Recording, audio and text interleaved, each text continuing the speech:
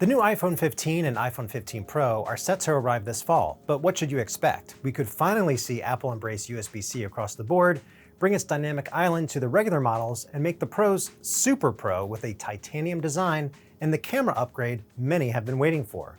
I've been covering iPhone launches since the original, and I'm going to break down the 7 biggest iPhone 15 rumors and leaks so far that you need to know.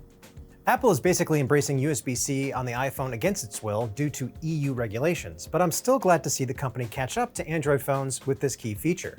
The Lightning connector is just too slow and simply not as reliable as USB-C over time, so the hope is that we'll see both faster transfer speeds to PCs and from cameras, as well as faster charging. So the good news is that Lightning should be dead. The bad news is that Apple is rumored to offer faster transfer speeds on the Pro models, so the regular iPhones could get screwed. Plus, there's been a few reports that Apple may require made-for-iPhone certification from accessory makers so that the company can make money off the open standard. But regulators are already sounding the alarm that a move like this would be illegal. The iPhone 14 and iPhone 14 Plus missed out on one of the most innovative design and UI elements of the iPhone 14 Pro series, the dynamic island. But it looks like Apple is rectifying that for the new iPhone, as both the iPhone 15 and 15 Plus are tipped to feature Apple's Dynamic Island feature. In case you haven't been following, the Dynamic Island is a replacement for the notch and delivers alerts and live updates towards the top of the display. So you could do things like see your next turn at a glance while getting directions, see music playback, check the status of your Lyft ride, or see sports scores, all without having to dive into an app. We're hoping a lot more developers jump on board this year to add more functionality to the feature. This is one of several features that will likely be reserved for the iPhone 15 Pro and Pro Max, but the rumored A17 Bionic chip should be a pretty big deal, and that's because it's likely going to be the world's first 3nm chip inside a phone.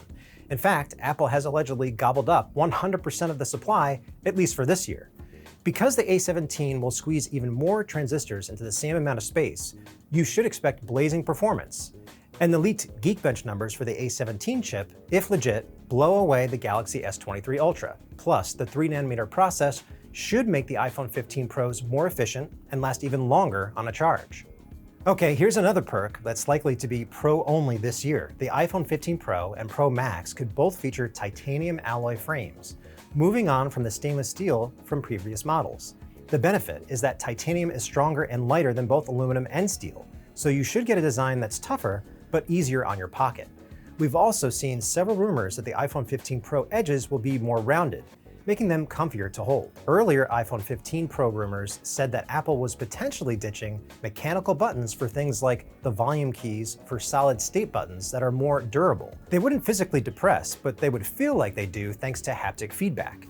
This could result in a more durable design because less moving parts, but 2 analysts now say this rumor is shut down, at least until 2024.